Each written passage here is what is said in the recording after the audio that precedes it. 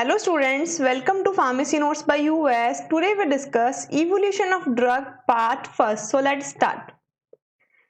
तो स्टूडेंट्स अभी तक अपन ने यूनिट नंबर 1 के 3 टॉपिक्स हैं जो कंप्लीट कर लिए हैं। ये लास्ट टॉपिक है यूनिट नंबर 1 का। उसके बाद फार्माकोग्नोसी के अंदर आपकी यूनिट है जो कि कंप्लीट हो जाएगी। अपन अगर बात करें इवोल्यूशंस ऑफ क्रूड ड्रग की, तो पहली बात सबसे पहले इसके अंदर अपन पढ़ेंगे इस चैप्टर के अंदर डेफिनेशन, यानी कि कौन कौन सी डेफिनेशंस है क्रूड ड्रग्स की वो सारी। देन रीजन की इवोल्यूशन क्यों किए जाते हैं, टाइप ऑफ इवोल्यूशंस कौन कौन से हैं, like organoleptic evolutions, microscopic evolutions, chemical evolution, physical evolutions, biological evolution. At last we will discuss some MCQs which is help you in competition exams and at last a model paper. Okay तो सबसे पहले अपन बात करते हैं evolution of crude drugs की, यानी कि crude drugs के बारे में मैंने आपको ये बता दिया कि क्रूड ड्रग्स होती क्या है। उसके बारे में मैंने आपको बताया था कि वो ड्रग्स जो कि नेचुरल सोर्स से ऑब्टेन होती हैं। नेचुरल सोर्स यानी कि चाहे वो एनिमल सोर्स हैं, चाहे वो प्लांट सोर्स हैं, चाहे वो मिनरल सोर्सेज हैं, कोई भी नेचुरल सोर्स से ऑब्टेन होने वाला सिस्टम जो कि किसी ना किसी डिजीज को क्योर करने के काम आता है इज अ क्रूड ड्रग। अब उसका इवोल्यूशन क्यों जरूरी है या इवोल्यूशन होता क्या है, सबसे पहले अगर अपन बात करें तो evolution is a means to ensure the identity of drug and determines the quality and purity of drugs. यानी कि इवोल्यूशन यानी कि किसी भी चीज की जांच है जो कि इसलिए की जाती है ताकि ये पता लगाया जा सकते कि वो ड्रग ओरिजिनली वही है जिसके बारे में अपन सर्च कर रहे हैं, जिसको अपन लेने की इच्छा रख रहे हैं, यानी कि आइडेंटिटी कि वो क्या है। देन क्वालिटी के अंदर कोई इन्फीरिटी तो नहीं आ गई, क्योंकि जैसे ही अपन ने प्रीवियस वीडियोस में देखा था एडल्टेशन, तो एडल्टेशन में क्या किया जाता था कि ये ना ड्रग की है जो कि क्वालिटी के साथ छेड़छाड़ करते हुए प्रॉफिट कमाने के चक्कर में उसके एडल्टेट्स दिए जाते थे, उसको मिलावट के साथ दिया जाता था। तो क्वालिटी चेक की जाती है, पहली बार ड्रग की आइडेंटिटी चेक की जाती है, साथ ही साथ प्योरिटी कि कितना % प्योर ड्रग्स है। अब प्योरिटी में मीन्स अगेन एडल्टेशन में दो बात आ गई, एक तो भाई सब्स्टिट्यूट कर रहे हैं और एक इंफीरियर क्वालिटी डाल रहे हैं। तो दोनों ही चीजें चेक की जाती है कि आपकी जो ड्रग है वो कितनी प्योर है, देन आपकी ड्रग की क्वालिटी कितनी सही है। This is evolution.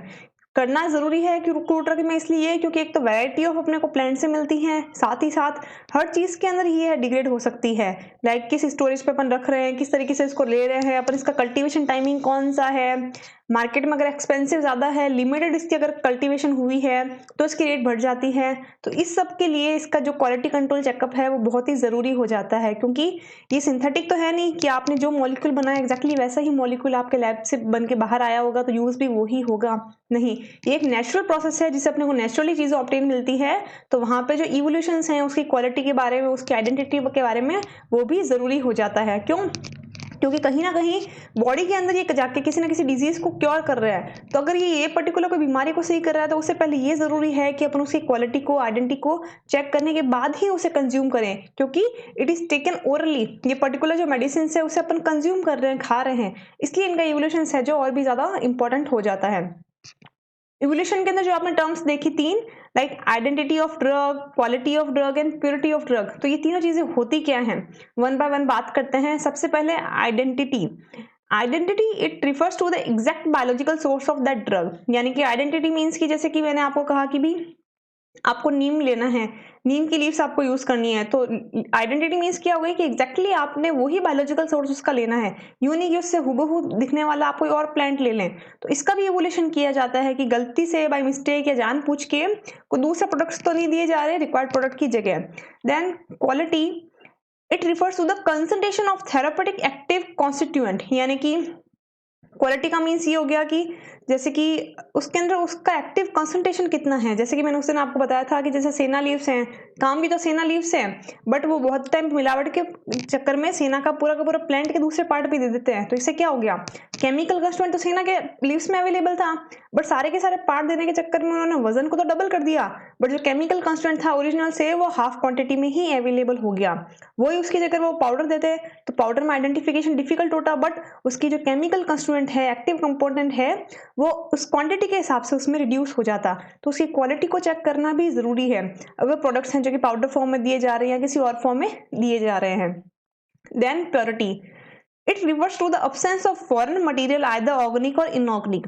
ऑब्वियस है अगर आप कोई पर्टिकुलर प्लांट ले रहे हो किसी डिजीज को क्योर करने के लिए तो वो प्योर भी होना चाहिए, उसके अंदर कोई दूसरे सब्सटेंस ऐड नहीं होने चाहिए। जैसे कि कोई फॉरेन मैटर है, कोई इनऑर्गेनिक या ऑर्गेनिक मैटर है जो अपनी बॉडी के अंदर टॉक्सिसिटी कर सकता है, इस तरीके से। ये सारी की सारी चीजें हैं जो कि इवोल्यूशन में आती हैं, यानी कि आपका प्रोडक्ट वही है जो आपको चाहिए था, ये तो होगी उसकी आइडेंटिटी, उतना परसेंट उसमें केमिकल कंस्टिट्यूएंट है, उतनी उसकी पोटेंसी है, वो हो गई उसकी क्वालिटी, और उसके अंदर कोई मिलावट तो नहीं है, वो हो गई उसकी प्योरिटी। इस तरीके से किसी भी क्रूड ड्रग का है जो कि इवोल्यूशन किया जाता है। नेक्स्ट अपन बात करते हैं कि रीजन क्या है इवोल्यूशन के। तो ऑब्वियस है, सबसे पहले है बायोकेमिकल वेरिएशन इन ड्रग, क्योंकि जैसे कि मैंने आपको बताया कि लैब से सिंथेसाइज तो ये हो नहीं रहा कि अपने को पता है कि एग्जैक्टली मॉलिक्यूल बन के क्या आएगा, कितना केमिकल कंसंट्रेशन उसमें होगा। ये पूरा का पूरा एक नेचुरल प्रोसेस है, बायोकेमिकल प्रोसेस है, तो उसके कारण वेरिएशन आना भी इसमें पॉसिबल है। According to climate, according to region, according to situations, वो किस तरीके से अपने आप को ग्रो करवा रहा है, तो उसके चक्कर में उसकी जो क्वालिटी है, प्योरिटी है, वो चेंज हो सकती है। तो इसलिए अपने को इसका इवोल्यूशन करना जरूरी है। Then effect of treatment in storage of drug, क्योंकि इसके अंदर अपन को प्रिजर्वेटिव ऐड नहीं कर रहे, एक नेचुरल प्रोसेस से चीज ऑब्टेन हो रही है, तो जब ये अपने नेचुरल ओरिजिन से काटी जाएगी तो पॉसिबिलिटी है कि धीरे धीरे कंटामिनेट भी हो। तो उसका स्टोरेज अपन किस तरीके से कर रहे हैं, अपन ने उसका कल्टीवेशन कैसे किया है, अपन ने इसको स्टोरेज के टाइम पे ट्रीटमेंट क्या दिया है, इन चीजों पर भी डिपेंड करता है कि उसकी क्वालिटी एंड प्योरिटी लास्ट में कितनी रहेगी। तो इस चक्कर में भी उसको इवोल्यूट किया जाता है, जांचा जाता है। देन एडल्टेशन एंड सब्सटीट्यूशन, अगेन उसके अंदर प्रॉफिट कमाने के चक्कर में लोग बहुत सारे हैं जो कि मिलावट कर देते हैं, कोई चीज को सब्सटीट्यूट कर देते हैं, इंफीरियर क्वालिटी के सब्सटेंस डाल देते हैं। वो सारी की सारी चीजें हैं जो कि चेक की जाती है, ताकि ये पता रहे कि आपका जो ड्रग है वो प्योर है, उसके अंदर उतना ही कंटेंट अवेलेबल है, क्योंकि you are paid for that. अगर आप पे कर रहे हो किसी चीज के लिए तो इट इंश्योर यू कि आप उतना ही केमिकल कंस्टिट्यूएंट, उतनी पोटेंशियल वाली चीज भी खरीदें।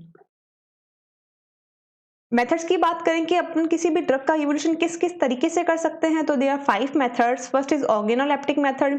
ऑर्गेनोलेप्टिक मींस क्या है कि ऑर्गेनोलेप्टिक कैरेक्टर्स, जो सेंसेस कैरेक्टर्स होते हैं, जैसे कि अपन छू के देख सकते हैं, स्मेल से, टेस्ट से, अपने को दिखने में वो कैसी चीज दिख रही है, उसके आधार पे भी अपन बता सकते हैं कि ये ड्रग है जो कि ओरिजिनल है या नहीं है, क्वालिटी इसकी कैसी है। तो उसके अंदर ये सारे के सारे ऑर्गेनोलेप्टिक कैरेक्टर्स पे है जो कि इवोल्यूशन किया जाता है, कि देख के पता चल जाए कि प्लांट सही है या नहीं। देन माइक्रोस्कोपी की बात करें तो हर एक प्लांट के अंदर जो एडल्टेशन होता है, काफी सिमिलर प्लांट की भी स्पीसीज डाल दी जाती है, चाहे वो इंफीरियर क्वालिटी की क्यों ना हो। तो वहां पे जब अपन माइक्रोस्कोपिक कैरेक्टर्स करते हैं, माइक्रोस्कोपिक यानी कि आपने उसकी है जो कि टीएस काट ली, ट्रांसफर सेक्शन काट के देख लिया, तो वहां पे आप काफी सारी ऐसी चीजें देखने को मिलती हैं जो सिर्फ एक पर्टिकुलर प्लांट में ही होती हैं, वो उनकी आइडेंटिफिकेशन है। जैसे किसी के अंदर कैल्शियम ऑक्सलेट का होना, किसी के अंदर कैल्शियम क्रिस्टल्स का होना, किसी के अंदर वोलेटाइल ऑयल कंटेंट पाया जाना। तो ये एक डिफरेंट आइडेंटिफिकेशन है किसी भी चीज का पता लगाने के लिए। ये तब पता लगाया जाता है जब काफी सिमिलर ड्रग्स को है जो कि दे दिया जाए, या फिर केमिकल कंस्टिट्यूएंट की कंसंट्रेशन का पता लगाना हो।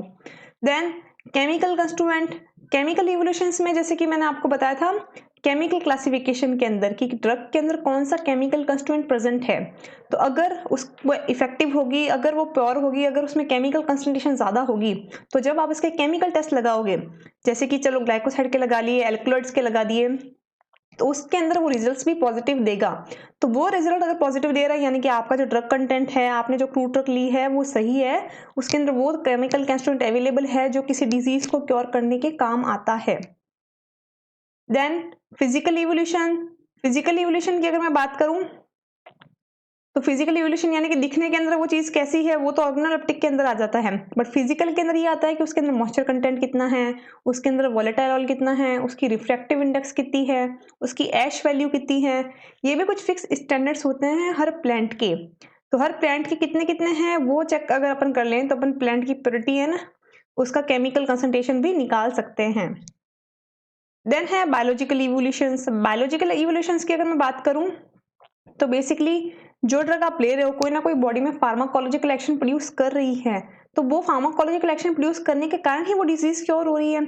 अब ये नॉर्मल आइडेंटिफिकेशन से तो पता नहीं लगेगा, जैसे कि अपन इवोल्यूशन से, माइक्रोस्कोपिक इवोल्यूशन से, इनसे तो पता कर नहीं सकते। अपन किससे पता कर सकते हैं? वाया बायोलॉजिकल इवोल्यूशन, यानी कि वो ड्रग किसी ने इन विवो यानी कि किसी लिविंग ऑर्गेनिज्म देखकर कि हाँ वो ऐसा इफेक्ट कर रही है या नहीं। जैसे कि एंटी कैंसर मेडिसिन हैं, तो उसका इवोल्यूशन आपने कैट माइस में किया, उसको कैंसर जनरेट करवा के, क्या उसमें एंटी कैंसर एक्टिविटी के कारण हो रही है, क्या उसका कैंसर सही हो रहा है। तो इस तरीके के इवोल्यूशंस भी हैं जो कि क्रूड ड्रग्स के थ्रू किए जाते हैं, ताकि ये पता चले कि ड्रग के अंदर जो केमिकल कंस्टिट्यूएंट जिसके अपन दावा कर रहे हैं वो सच में उतना इफेक्टिव है ना, वो डिजीज को क्योर करने के लिए कैपेबल है ना। अब अगर अपन वन बाय वन बात करें कि कौन कौन से इवोल्यूशंस हैं, उन्हें डिटेल में पढ़ने की कोशिश करें, तो सबसे पहले इवोल्यूशन आता है ऑर्गेनोलेप्टिक इवोल्यूशन। ऑर्गेनोलेप्टिक इवोल्यूशन को अपन मॉर्फोलॉजिकल इवोल्यूशन भी कहते हैं, क्योंकि ऑब्वियस है सेंसरी है, तो सेंसरी में भी मॉर्फोलॉजी में क्या था, पार्ट्स ही तो थे। तो यहाँ पे भी पार्ट्स के बारे में डिस्कशन करना है कि कौन सा पार्ट कैसा दिखता है। This is again organoleptic. तो ऑर्गेनोलेप्टिक और मॉर्फोलॉजिकल इवोल्यूशंस के अंदर अगर मैं आपको डिटेल में बताऊं, तो organoleptic evolutions means the study of drug using organ of sense, यानी कि आपके जो ऑर्गन ऑफ सेंस हैं like eyes, nose, taste buds, इसके आधार पे आप चीज का सही है या गलत है उसका पता लगा रहे हो। It refers to the method of analysis like colour, odour, taste, size, shape and special features such as touch and textures etcetera. यानी कि ऑर्गेनोलेप्टिक में बेसिकली जो आपके ऑर्गन ऑफ सेंस हैं, यानी कि आईज हैं, आपका टेस्ट है, आपका स्मेल है, नोज, उसके थ्रू जो भी आप चीजें पता लगा सकते हो। आप उससे आप क्या क्या चीजें पता लगा सकते हो, एक तो कलर, यानी कि किस कलर का है, ऑर्डर, उसकी स्मेल कैसी है, टेस्ट कैसा है, उसका साइज क्या है, शेप क्या है, उसका टेक्सचर क्या है, ये सारी की सारी चीजें पता लगा के भी अपन उसकी आइडेंटिटी के अंदर काफी सारी जो है भूमिका निभा सकते हैं। The study of form of a crude drug is morphology, while description of the form is morphography। यानी कि क्रूड ड्रग की जो स्टडी है उसे अपन मॉर्फोलॉजी कह रहे हैं, यानी कि ऑब्वियसली वो पर्टिकुलर पार्ट की बात कर रही है। बट अगर अपन उसका डिस्क्रिप्शन दें कि किस तरीके का कलर है, किस तरीके का ऑर्डर है, किस तरीके का साइज है, this is morphography. One by one बात करें अगर अपन स्टडीज ऑर्गेनोलेप्टिक के अंदर, तो सबसे पहले बात करें अपन मॉर्फोलॉजी की। तो मॉर्फोलॉजी के अंदर मैंने आपको बताया था कि basically morphology is meaning the part of plant, यानी कि कौन सा पार्ट है प्लांट का यूज किया जा रहा है। अब उसके अंदर भी काफी सारे पार्ट्स हैं प्लांट के जो दूसरे प्लांट से सिमिलर दिखते हैं, तो वहां पे अपने को आइडेंटिफाई करना है कि अपन ने जो पार्ट लिया है प्लांट का जो कि अपन को यूज करना है, उसकी रियल स्ट्रक्चर कैसी थी, उसका टेक्सचर, उसका स्ट्रक्चर, शेप, साइज क्या था। उसके आधार पर अपन उसको है जो कि आइडेंटिफाई करते हैं कि ड्रग ओरिजिनल है या नहीं। जैसे सबसे पहले मैं एग्जांपल दूं बाग का, तो बाग्स हैं जो फ्लैट भी होती है, कर्व भी होती है, सिंगल क्विल भी है, डबल क्विल्स भी होती हैं, टू सरफेसेस होती हैं, डिफरेंट डिफरेंट कलर्स होते हैं। तो उसके आधार पे हर एक प्लांट का अपने को पता होना चाहिए जिसका अपन मेन केमिकल जो कंस्टिट्यूएंट है जिसका बार्क में अवेलेबल है वो किस तरीके से होता है, किस तरीके से दिखता है। जैसे वन बाय वन मैं आपको बात करूं, सिंकोना है, अशोका है, कुर्ची है, क्विलिया है, ये इस तरीके के दिखते हैं। वाइल अगर अपन दूसरी बात करें अंडरग्राउंड स्ट्रक्चर्स की, like roots, rhizomes, bulbs, corms, tuber, तो ये मॉर्फोलॉजी का मतलब तो ये हो गया कि वो जो प्लांट है उसका पर्टिकुलर एक्टिवेटेड पार्ट है जो कि वो है।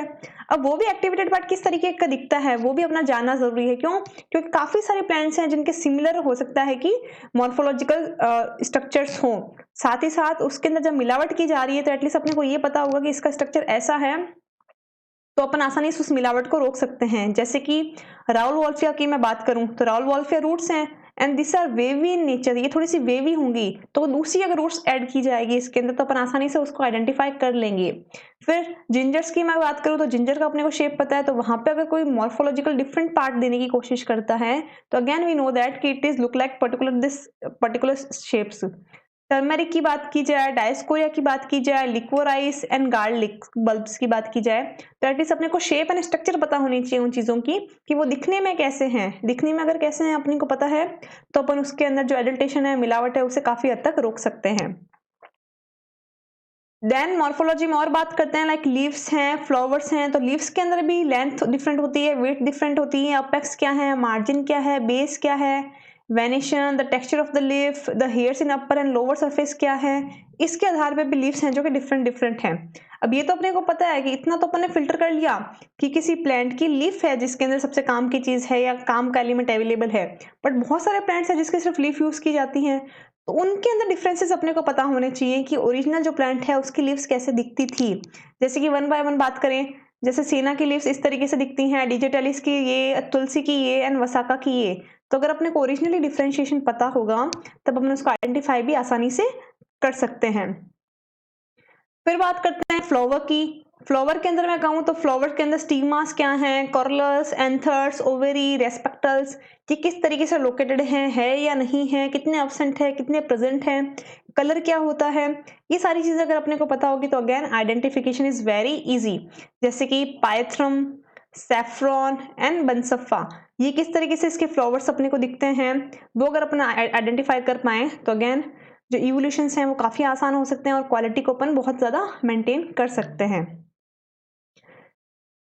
काफ़ी सारी इंस्टीट्यूट भी होती है जो कि सिर्फ और सिर्फ आपको प्लांट्स का आइडेंटिफिकेशन करके देती हैं। जैसे कि अगर आप फार्माकोग्नोसी के अंदर आगे जाके एम फार्म करते हो, आप बी फार्म करते हो, तो एम फार्म में जब आप किसी प्लांट से रिसर्च करने की कोशिश कर रहे हो कि ये प्लांट है और मुझे इसकी ये एक्टिविटी चेक करनी है, तो ऐसे ही आपको प्लांट उठा नहीं सकते, चलो भले वो नीम ही क्यों ना हो, उसका आपको किसी ऑफिशियल जो इंस्टीट्यूट्स हैं जहाँ पे इनका आइडेंटिफिकेशन किया जाता है वहाँ से आइडेंटिफाई करवाना पड़ेगा, उनसे एक लेटर लेना पड़ेगा कि हाँ ये नीम है और इसमें ये एक्टिविटी होती है, उसके बाद आप उसकी रिसर्च कर सकते हो।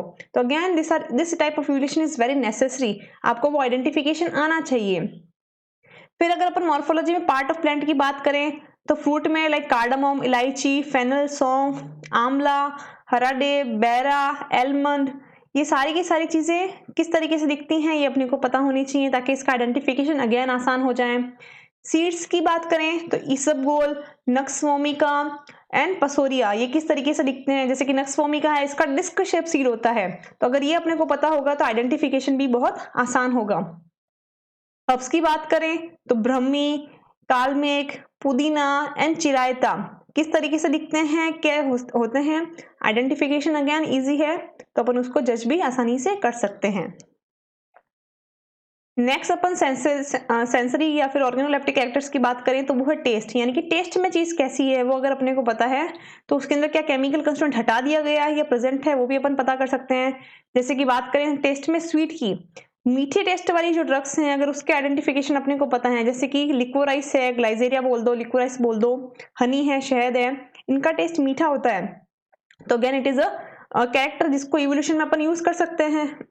देन पंजेट, पंजेट यानी कि बेसिकली एक वार्म बाइंडिंग सेंसेशन आता है जब अपन कहते हैं तीखा, अगर अपने को पता है कि इसका टेस्ट ऐसा है तो अगेन इवोल्यूशन करते समय अपन इसको एक इवोल्यूशन पॉइंट के रूप में ले सकते हैं, जैसे कि कैप्सिकम है, जिंजर है, इनका जो टेस्ट है वो थोड़ा सा पंजेट होता है। वाइल म्यूसिलेजिनियस यानी कि जो आप खाने के बाद आपको काफी सॉफ्ट या चिकनास महसूस होगी, जैसे कि इसबगोल है, इसबगोल को दूध में घोल के लिया जाता है कॉन्स्टिपेशन से रिलीफ करवाने के लिए, आपको पता हो तो वो अगर आप अलग से लोगे तो आपको बहुत ही चिकना सा उसका ये म्यूसिलेजी टेक्सचर मिलेगा जब आप पानी में डालोगे, क्योंकि उसकी स्वेलिंग प्रॉपर्टी होती है। तो again it is a organoleptic property और organoleptic evolution to identify that particular drug. फिर बात करते हैं टेस्ट की और तो एस्ट्रीजेंट जैसे कि टेनिन है, टेनिन जैसे कि आंवला है, आंवला खाते ही आपको महसूस होता है कि आपके जो मुंह है उसके अंदर आपको टाइटनिंग सी फील होती है, क्यों, क्योंकि वो प्रोटीन का प्रेसिपिटेशन करता है। तो एस्ट्रीजेंट की प्रॉपर्टी वो होती है कि वो प्रोटीन है उसको प्रेसिपिटेट कर देगा, तो जैसे कि टेनिन्स हैं तो उसकी एक प्रॉपर्टी है एस्ट्रीजेंट, तो उससे भी अपन ऑर्गेनोलेप्टिक इवोल्यूशंस में यूज कर सकते हैं।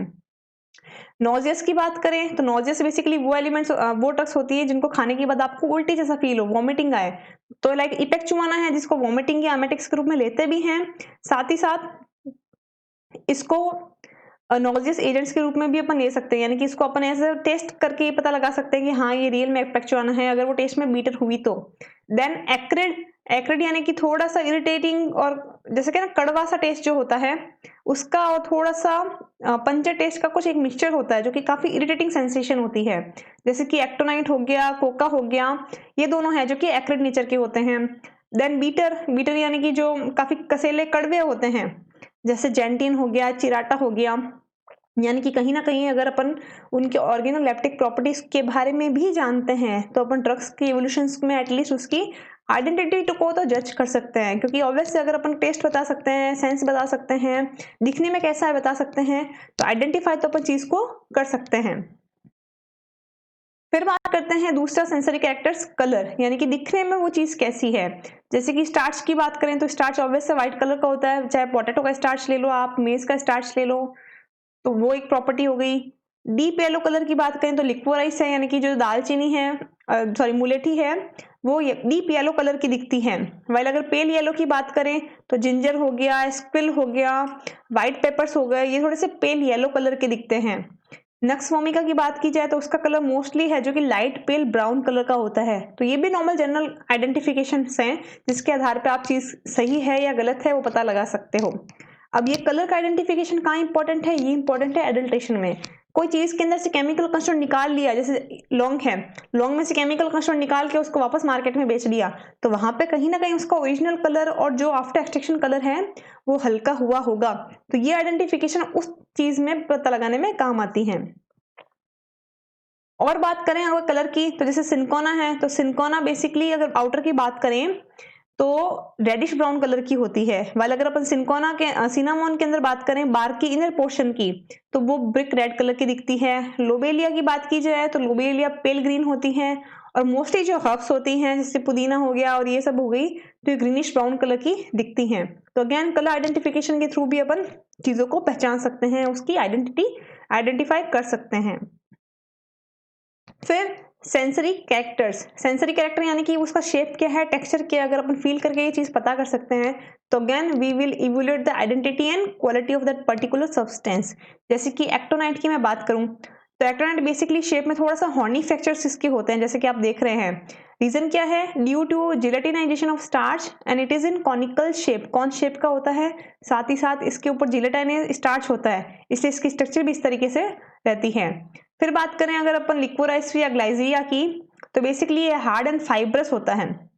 अगर आपने कभी मुलेटी खा रखी है तो आप खा के देखोगे तो आपको थोड़ा सा फाइब्रस स्ट्रक्चर उसका फील होगा। रीजन क्या है, क्योंकि इसके अंदर ये hard and fibrous fibrous available हैं इसकी शेप एंड टेक्सचर के अंदर। This due to woody tissues and fibres, क्योंकि इसके अंदर वुडी टिश्यूज होते हैं जो कि अपने को वो चीज फील करवाते हैं। शेप एंड साइज में और बात करें तो अकेशिया, अकेशिया बेसिकली मैंने आपको बताया था कि इट इज अनऑर्गेनाइज्ड ड्रग, यानी कि आपको गम के रूप में प्लांट से मिलती है। तो जब आप गम को निकालते हो तो बेसिकली जो गम का शेप रहता है वो रहता है ओवर टीयर, यानी कि टीयर के शेप की आपको ये चीज देखने को मिलेगी। वही अगर मैं ट्रैगाकैंथ की बात करूं तो ट्रैगाकैंथ का शेप रहता है रिबन शेप्ड, रिबन के शेप की ये चीज आपको देखने को मिलेगी। नक्स वोमिका का शेप रहता है disc shape and rauwolfia का रहेगा वेवी। तो यानी कि अगर आपको उसका शेप टेक्सचर पता है तो आप उसे आइडेंटिफाई आसानी से कर सकते हैं। नेक्स्ट सेंसरी कैरेक्टर है ऑर्डर। ऑर्डर की अगर बात की जाए तो ऑर्डर में उसकी सुगंध कैसी है उससे भी अपन काफी चीजों को पता लगा सकते हैं। जैसे कि एरोमेटिक, जैसे कि काफी सारी चीजों में बहुत अच्छी खुशबू आती है, तो मोस्टली जो एरोमेटिक फ्रेग्रेंस होती है वो अम्बेलिफेरस फ्रूट्स में होती है। अम्बेलिफेरी फ्रूट्स यानी कि जैसे कि फेनल है, सौंफ है, उसमें बहुत ही एक भीनी भीनी से खुशबू आती है। This is due to their aromatic odour, तो अपन वहां पे एक आइडेंटिफाई उस चीज को कर सकते हैं। देन गार्लिक की बात करी जाए, लहसुन की, तो उसका जो स्मेल है काफी इरिटेटिंग सा होता है, which is due to alliaceous odour. इसका जो ऑर्डर है वो एलिसियस ऑर्डर होता है, जिसके कारण उसकी ऐसी एक महक होती है। साथ ही अगर आप इर्गोट को देखोगे जो कि डिटोरिएट हो चुका है, खराब हो चुका है, तो उसके अंदर एक अमोनिकल ऑर्डर आएगा, वो बहुत ही इरिटेटिंग ऑर्डर होता है। देन कैथराइट्स की भी बात करें तो कैथराइट्स के अंदर भी है जो कि अमोनिकल ऑर्डर आपको महसूस होगा। I hope you understand. आज अपन इतना ही पढ़ेंगे और नेक्स्ट क्लास के अंदर है जो कि अपन नेक्स्ट जो इवोल्यूशन मेथड है वो डिस्कस करेंगे। Thank you. I hope you understand and enjoy the video. Please like, share and subscribe and don't forget to press the bell icon. Thank you.